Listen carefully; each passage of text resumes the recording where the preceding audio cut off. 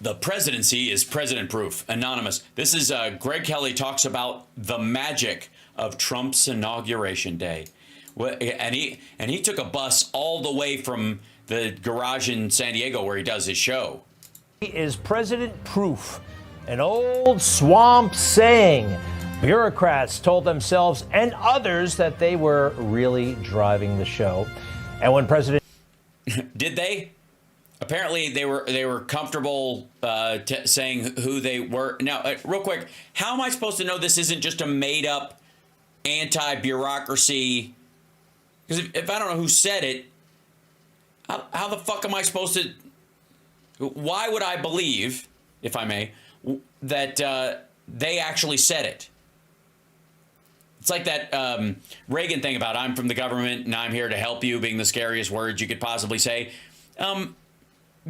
First of all, that it isn't, but also that phrase in and of itself, it doesn't get uttered that way, just randomly.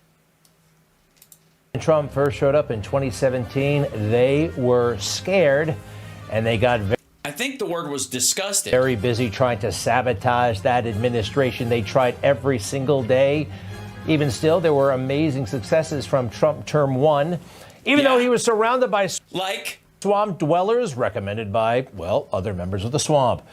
And approved by him. General Mattis, General Milley, General Kelly, and the rest, all of those guys. I mean, it really is amazing what he was able to accomplish the first time around.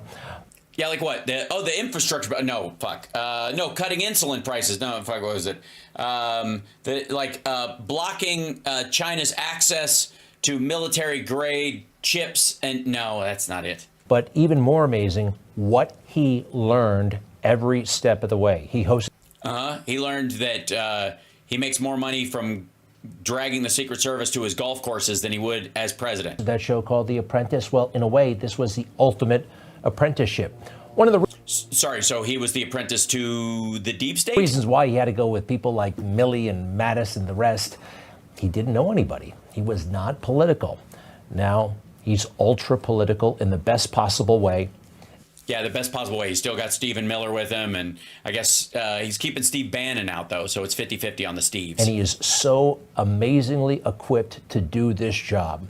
Yeah, so amazingly equipped to do this. Right as AI is just starting to punch through, we finally have somebody in the Oval Office who's orange. I mean, who understands. Folks, this is what leadership looks like. Oh, you mean that? Oh, this is where he's going. I'm kind of on both sides of the H-1B visa, or sorry, he called it the HB1 visa. Did you see Capital One Arena and last night at the Oval Office? A man with the plan. He is not playing. He is not playing. And if you go to the White House website, which has been newly updated, this is what you'll find. America is back. I've never seen a government website quite like this. Yeah, it's douchey. It looks like he's selling timeshares. And it's not just all kinds of cool features. Yeah, they're cool features, all the features you look for and more. It has the policies that will define Here they come. This administration. Oh, you mean Project 2025? And they are available to everybody. They're not hard to find on the website. Putting America first in international environmental agreements. How about that one? That's awesome. What's in it? You mean getting out of the Paris Accord, the same thing he did last time? Declaring a national energy emergency. Emergency. It goes on like this. It does. And every time the word emergency is put in there, it's spelled that way with two M's and an extra G. Emergency. Application of Protecting Americans from Foreign Adversary-Controlled Applicants Act to TikTok, declaring national state of... Which, by the way, allows TikTok to stick around. It sounds like it's named the exact opposite. Emergency at the southern border of the United States, realigning the United States refugee admissions program. It goes on and on and on like... Yeah, it's the same thing. Yeah, we know. These are bills he can't get passed because they're nonsense. They're executive orders. We know. These are just priority statements. This, and it's fantastic. It's just what he campaigned on. This is another thing that throws a kind of a wrench in the system. A president actually doing what he told the people he would do and did.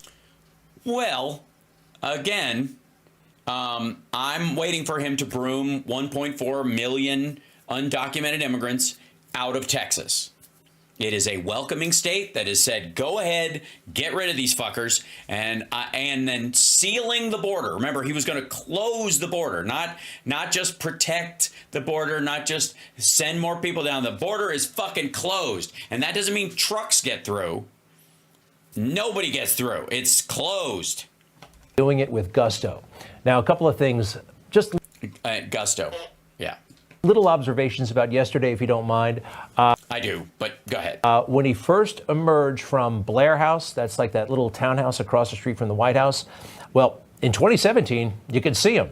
This time around, and I'm totally okay with this, they had a special awning like that just shrouded the whole thing. Oh, because they want you to see them wheeling him out like Admiral Pike. Security was incredibly tight, and it has to be. It has to be. Are you sure that wasn't like an inflatable slide? Going forward, right? And yeah, going forward, you'll never see him again. He can't breathe easy for a long time, maybe ever, while he's. Well, who knew we'd hear a ray of hope from Greg? Yes, according to Greg Kelly, Donald Trump will not breathe easy the entire term, if ever again. President. All right, things started at that St. John's Chapel right across the street from the White House. I noticed something when he showed up. Were you watching early in the morning? Take a look.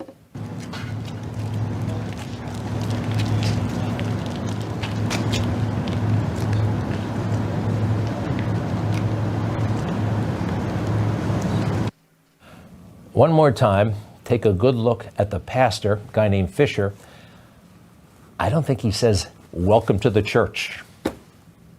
What? Well, he can't. I mean, Trump's the Antichrist, so I think there's rules, right?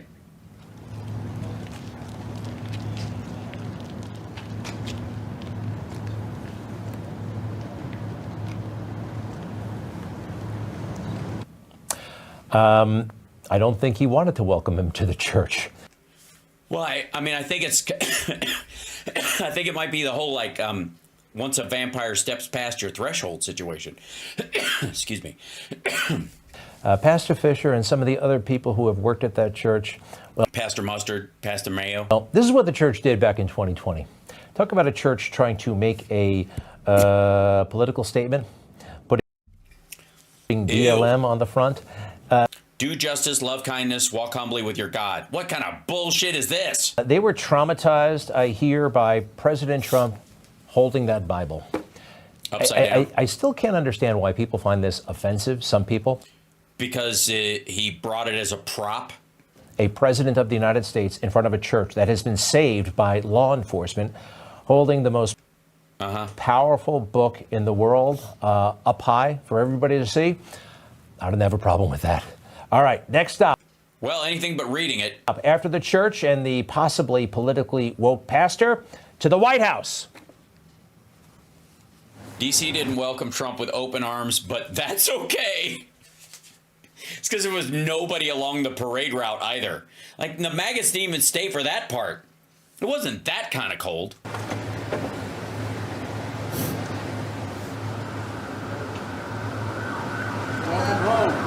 He does that. He's also, if you'll notice, everywhere he goes, he steps out and goes, plants himself and goes, well, here we are with the thing. And then he starts moving. It's muscle memory from doing The Apprentice.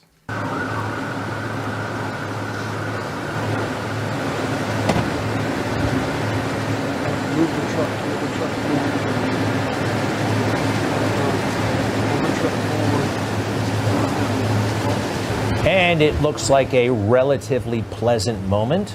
But a little while later, it looked like they were both kind of tired of each other. President Trump.